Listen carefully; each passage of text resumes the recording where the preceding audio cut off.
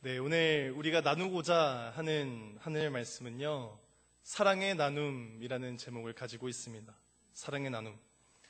저는 오늘 우리가 이 말씀을 듣고 나서 저나 그리고 여러분이나 그리스도인이라는 게 무엇인가, 교회는 뭐고, 우리는 그리스도인으로서 그리고 교회에 다니는 사람으로서 무엇을 해야 하는가에 대해서 알게 되고, 다가오는 한 주를 그리고 앞으로의 신앙생활에 큰 도움이 되기를 진심으로 소망합니다.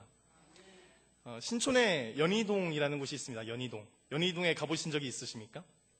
연희동이라고 하면 연세, 이화, 홍익 등등의 어떤 서울권 대학교들의 중심지가 되는 곳이죠. 그래서 땅값이 어마어마하게 비쌉니다. 땅값이 정말 비싸죠. 저는 그 연희동 부근에 이제 가게 될 때마다 이제 친구들이 그쪽 대학교에 다니는 친구들이 몇 명 있어서 놀러 갈 때마다 설레곤 했습니다. 그 이유는 바로 그곳에 제가 정말로 좋아하는 빵집이 하나 있었거든요. 빵집이. 그래서 다음 날 아침에 내가 이 식빵을 구워 먹으면서 얼마나 행복해할까 하는 그런 생각을 가지고 갈 때마다 꼭 하나씩 식빵을 챙겨오곤 했습니다. 근데 조금이라도 늦으면 그 빵집에 있는 식빵은 다 떨어져 버리곤 했습니다. 원칙상으로는 8시까지 하시는데 5시면 이미 식빵은 다 팔려버릴 정도로 굉장히 유명하고 맛있는 빵을 파는 곳이었죠. 그런데 어느 날 그곳에 가니까 그곳이 브랜드 커피숍으로 바뀌어 있는 것을 확인했습니다. 브랜드 커피숍으로. 나중에야 알게 된 것이지만 그 빵집이 브랜드 커피숍으로 변한 이유는 그곳에 있는 높은 땅값과 그에 비례하는 임대료를 감당할 수가 없었던 것입니다. 빵이 아무리 맛있다고 해도 비싸지는 않죠. 비싼 빵도 있습니다만 참 저렴하게 파셨거든요. 그러다 보니까 그런 거 빵 몇 개 팔아서 한 달에 몇백만 원, 거의 1,000만 원에 달하는 그런 임대료를 내기는 무리였던 것으로 보입니다. 한 골목을 딱 차지하고 있던 빵집이 바뀐 것을 보고 되게 마음 한켠이 서글퍼졌었습니다. 그 빵집의 사장님은 아마 하루 절반 이상을 빵을 반죽하고 굽고 숙성시키고 말 그대로 자기의 생계를 위해서 온 힘을 쏟던 사람일 것입니다. 그런데도 그 빵집은 하루 만에 내몰리듯이 쫓겨나게 된 것이죠. 뭐랄까요? 그 사장님의 어떤 살기 위한 열정, 살기 위한 노력, 이런 것들이 어떤 자본주의의 그 돈의 논리 앞에서 무너진 것을 생각해 보니 굉장히 마음 한켠이 아파왔습니다. 그 임대주에게 있어서 당연히 그 사람은 책정된 땅값을, 그 임대료를 받아야 되는 사람이었겠지만 어떤 상생과 공존이 불가능하다곤 하지만 그 빵집의 사장님은 아마 월세를 감당하지 못하는 무능력한 사람으로 밖에 안 보였을지도 모릅니다. 그 임대주에게 있어서 그렇게 빵집 사장님이 보였을 수 있죠. 오늘 성서 본문인 이사야서의 말씀을 좀 보겠습니다. 구약성경 이사야서 5장 8절의 말씀이었는데요. 몇천 년 전의 기록임에도 오늘 우리가 언제나 어디서나 목격할 수 있는 상황과 크게 다르지 않아요.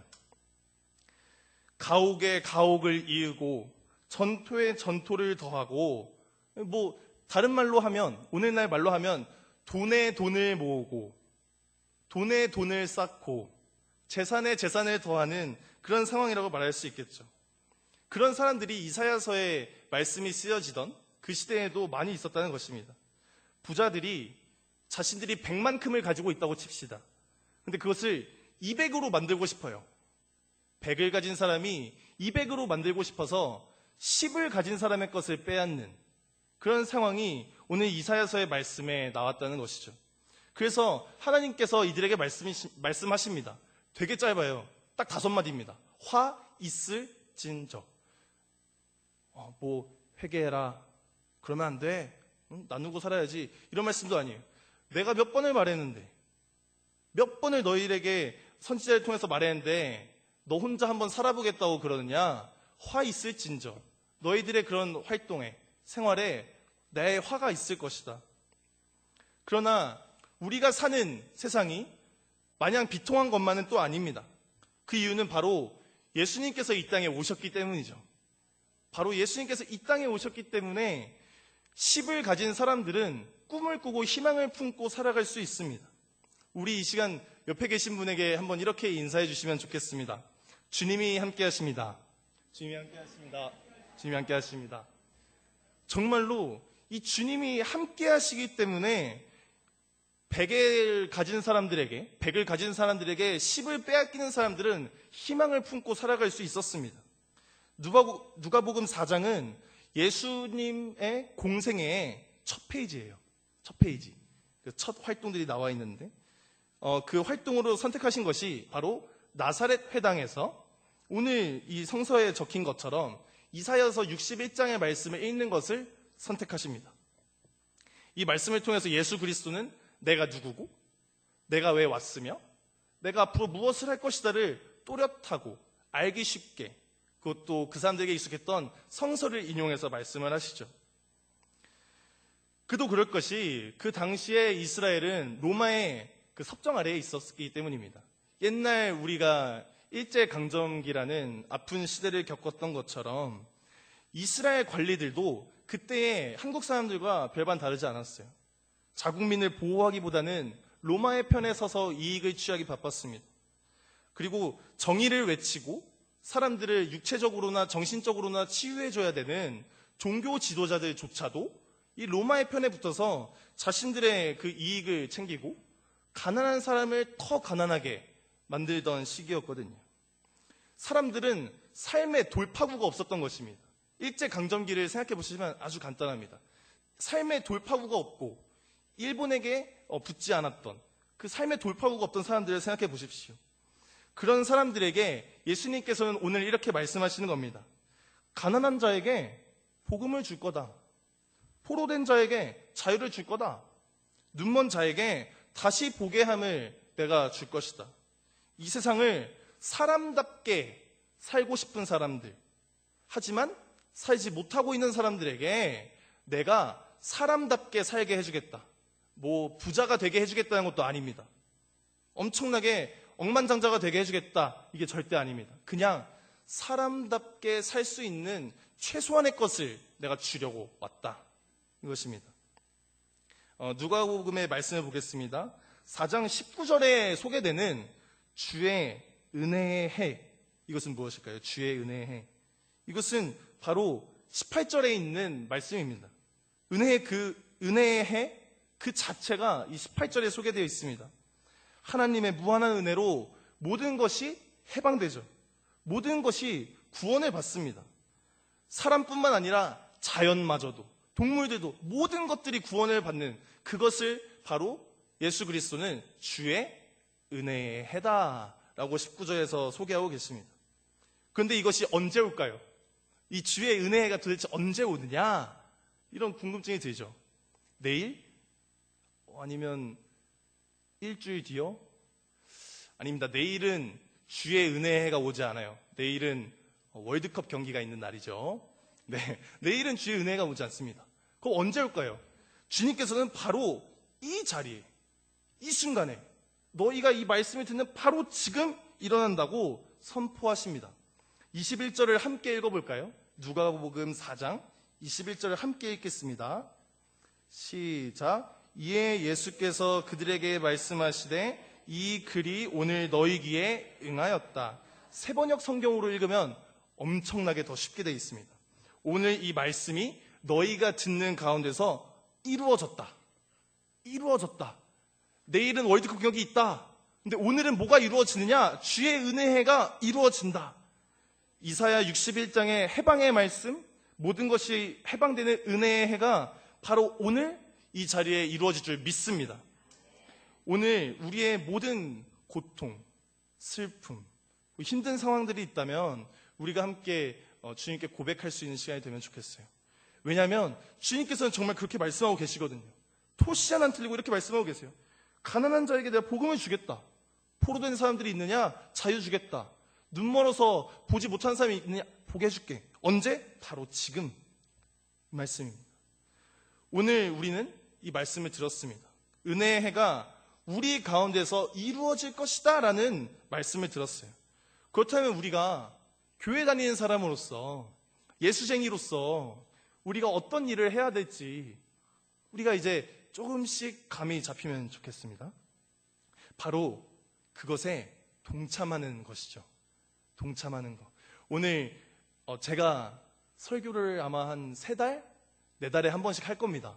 근데 전도 선교부 회원님들께서 찬양해 주셔서 얼마나 기쁜지 몰라요. 다른 부서가 해주셔도 당연히 감사합니다만 오늘 말씀이 바로 그거거든요. 동참하는 거. 그리스도가 은혜를 선포하는 일에 동참하는 거. 아까 연희동에서의 일 말씀드렸잖아요. 그런 자기 생계를 유지하려는 빵집들, 그런 사람들 몰아내지지 않게 지켜줄 수 있는 거, 우리가 어려운 사람들 돕는 거, 그런 게 그리스도가 하는 일이라면 우리가 동참해야 한다는 것이죠. 우리가 할 수 있는 일은 바로 사람이 사람답게 좀 막 억압되고 힘들고 찌들어 사는 게 아니라 좀 다리도 쭉 펴고 잘 수 있고 어깨도 한번 쭉 피면서 오늘 하루 잘 보냈다라고 말할 수 있는 그 상황을 위해서 우리가 노력해야 한다는 것이죠. 오늘 사도행전의 말씀을 읽은 이유가 또 있습니다. 바로 그것을 실천하고 있는 공동체가 있었기 때문이죠.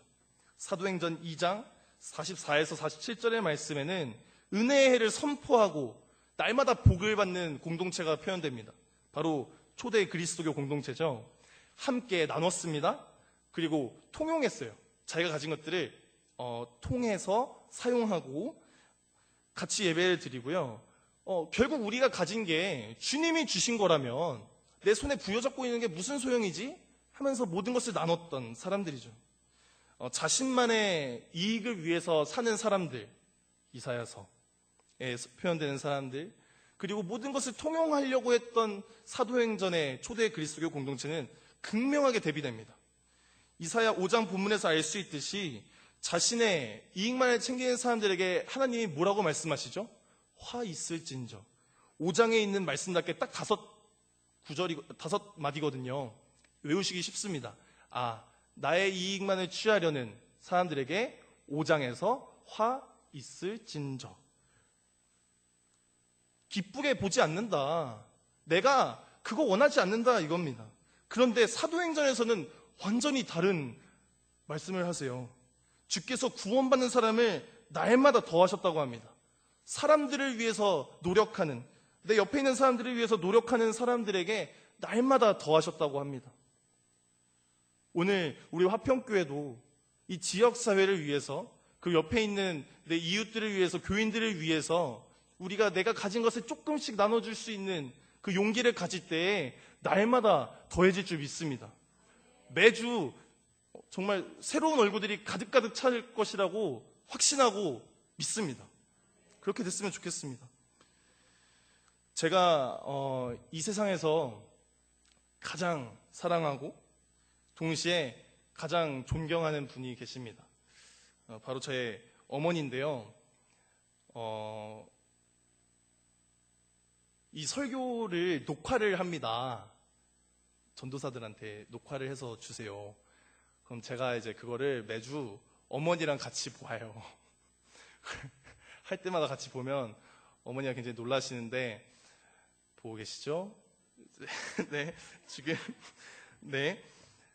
그런데 그 이유가 어머니를 제 평생의 멘토이자 존경하는 분으로 꼽는 이유는 어머니의 평소 모습들 때문에 그렇습니다. 누구를 의식하지도 보상을 바라지도 않고 소소하게 남을 돕는 모습이 어릴 때 제 뇌리에 많이 박혀 있거든요. 초등학생 때였습니다. 초등학생 때 어머니와 함께 미용실에 갔어요. 2층에 있는 미용실이었는데 형편이 넉넉치는 않았습니다. 형편이 넉넉치는 않아서 그냥 머리만 잠깐 자르고 이제 가려는데, 제 차례가 돼서 이제 자르고 있는데 거기 이제 미용실 사장님이 어머 저기 밖에 어머니 계신다고. 그래서 갑자기 무섭더라고요. 바로 옆에 있어줘야지 왜 나가나 하면서 이제 창문으로 얼른 뛰어가서 딱 봤는데 어머니가 그 빵집에서 빵이랑 우유랑 사셔서 이렇게 노숙자분에게 건네주시는 모습을 봤어요. 그 모습이 정말 충격적이었던 이유는 어머니가 저한테는 어떤 것도 밖에서 뭘 사주지 않으셨거든요. 먹는 걸. 왜냐면 정말 이렇게 막 여의치 않았어서. 근데 너무 충격적이었어요. 그 모습을 보는 게. 그래서 어머니에게 뭐 막 떼쓰진 않고 저게 뭐지? 이게 무슨 상황이지? 그냥 마음속에만 두고 있었습니다. 근데 그 이후에도 계속 제가 크면 클수록 제가 점점 보이는 게 많을수록 어머니가 길거리에 계신 분에게 자꾸 뭐를 그때그때 사서 주시는 걸 많이 봤어요. 어머니의 모습은 넉넉지 않은 형편에도 다른 사람과 함께 살고 싶어하는 어떤 그 소망의 그 몸부림이었던 것처럼 지금 보여집니다. 그래서 겨울철이면 항상 저에게 하시는 말씀이 주머니에 5,000원짜리, 만원짜리는 꼭 넣고 다녀라. 구세군 딸랑딸랑 하는 거 있잖아요. 어디 있을지 모르니까 항상 넣고 다녀야 한다. 주머니에 1,000원짜리 잔돈이 없느냐? 그러면 10,000원짜리 내면 되지. 그걸 뭘 1,000원으로 거슬러서 내냐. 뭔가 바보 같아 보일 수도 있지만 그 모습들은 저에게 참 위대하게 보입니다. 그리고 그것들을 실천하는 어머니의 모습에서 그 어떤 각박한 오늘날에 저에게 어떤 생명의 그 숨을 좀 넣어주시는 위대한 몸부림으로 제게 아직도 기억이 됩니다. 악보를 읽으시다 보면, 악보를 보시다 보면 음표 위나 밑에 이렇게 이어져 있는 표를 볼 수 있어요. 그 표가 그 두 음을 끊지 말고 부드럽게 이렇게 이어서 부르라는 건데, 음이 다를 때도 있고 같을 때도 있지만 어쨌든 뭐 이렇게 부드럽게 이거는 아니죠. 네, 이렇게 부드럽게 이으라는 말인데 바로 그것의 이름이 레가토라고 합니다. 레가토. 제 어머니의 모습을 떠올리면 이 레가토가 떠오르더라고요. 이 레가토라는 것을 배운 순간부터 어머니의 이미지가 잊혀지질 않았는데, 다른 사람과 함께 사는 것, 다른 사람과 부드럽게 이어져서 함께 공존하려는 그 모습이 바로 레가토와 같은 삶을 사는 게 아닐까라는 그런 생각이 들었습니다. 어떻게 사시겠습니까? 나의 것을 놓지 못해서 마치 스타카토처럼 탕탕 나누어지는 삶이냐, 또는 레가토와 같은 삶을 살면서 부드럽게 사람들을 이어주는 삶, 나와 다른 사람이 있는 삶, 낮은 음에서 높은 음일지라도, 높은 음에서 낮은 음일지라도 부드럽게 있는 그 레가토와 같은 삶을 사시겠느냐. 하나님께서 날마다 축복을 더하시는 레가토와 같은 삶을 사시기를 진심으로 축원합니다. 주님께서 말씀하시는 함께 사는 것은요, 사실 어려운 것입니다. 어려운 것.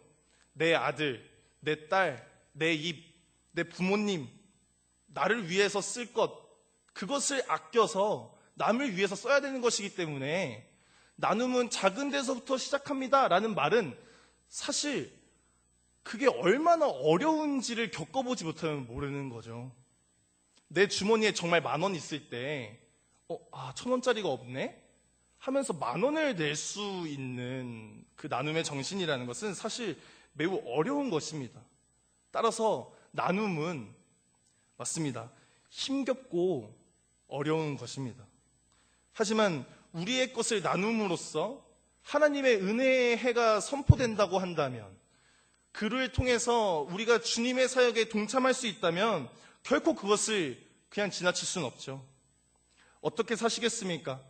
화장실 한 칸 있는 집에서 2칸 있는 집, 3칸 있는 집으로 이사하는 그 꿈을 꾸기 위해서 나의 것을 동동 도려매고, 방 3개 있는 집에서 언젠간 내가 방 9개 있는 대저택으로 이사해야지, 이런 꿈을 꾸면서 내 것을 꽁꽁 묶어 놓으시겠습니까?